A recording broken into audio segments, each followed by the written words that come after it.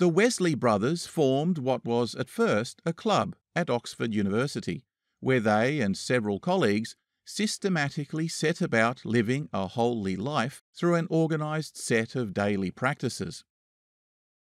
They received communion every week, fasted regularly, abstained from alcohol, gambling, and other addictive pleasures, and made it a requirement to frequently visit the sick and the poor, as well as prisoners in jail. The fellowship was branded Methodist by the campus students because of the way the club used rules and method to go about their daily religious affairs. John took a liking to the initially derogatory taunt and eventually adopted it as the formal name of their movement. In 1735, the brothers were invited to travel to Georgia, the newest of the 13 colonies in America, to preach to the settlers and to do missionary work among the indigenous tribes there.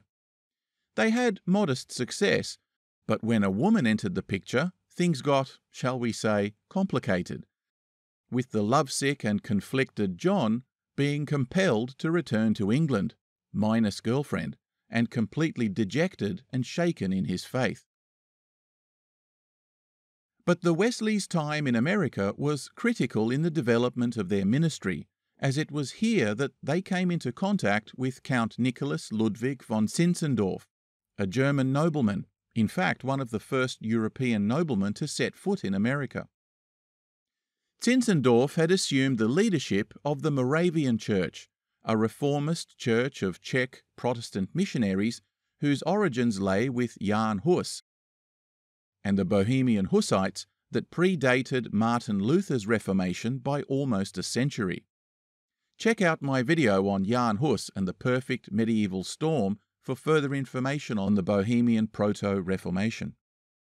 Anyway, Zinzendorf and his Moravian refugees were characterized by their religious fervor and emphasis on personal spiritual experience. The Wesleys were impressed by their simple theology, which was based on the doctrine of justification by faith alone, a theological premise that is now central to several denominations of Protestant Christianity. It holds that a person is made right with God, or justified, solely through faith in Jesus Christ, rather than through good works, special rituals, or other human efforts.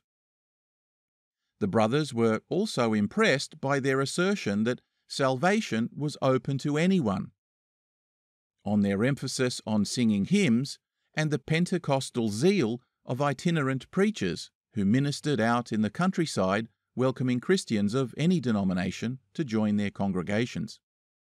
The depressed Wesley contrasted his own recently shaken faith with the deep conviction he noticed among the Germans and Moravians he encountered in America.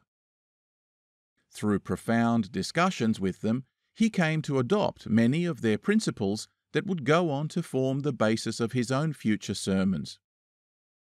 These Christians also convinced him of the Arminian doctrine of salvation, that is to say, of paradise being accessible to all believers, as opposed to the Calvinist view then in vogue of the predestination of only a select few by God for salvation.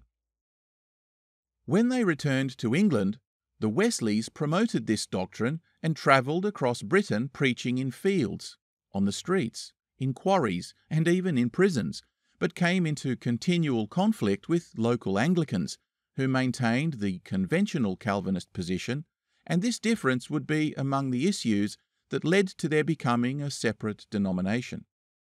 Preaching to the disenfranchised and marginalised caused the movement to grow rapidly, so the Wesleyan Methodists instigated a program of training lay preachers. These were members of the Methodist community who were not ordained ministers, but were authorized to preach and lead worship services. They played a crucial role in spreading the Methodist message, especially in rural areas where there were few qualified ministers. But Wesley's enthusiastic promotion of lay preachers was also a source of criticism by established churches. Now, the Moravians, already well entrenched in rural America, were soon joined by a new wave of Methodist missionaries, and together their activities gave rise to the spiritual transformation that would become known in post-revolutionary America as the Great Awakening.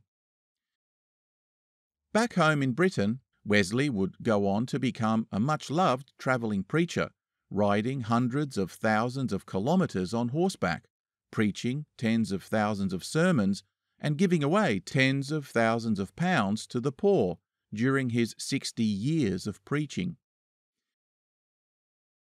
His support for women preachers paved the way for them to take positions of leadership in church ministry from that time on, and his very vocal public opposition to slavery would play a significant role in the British abolitionist movements in the decades that followed.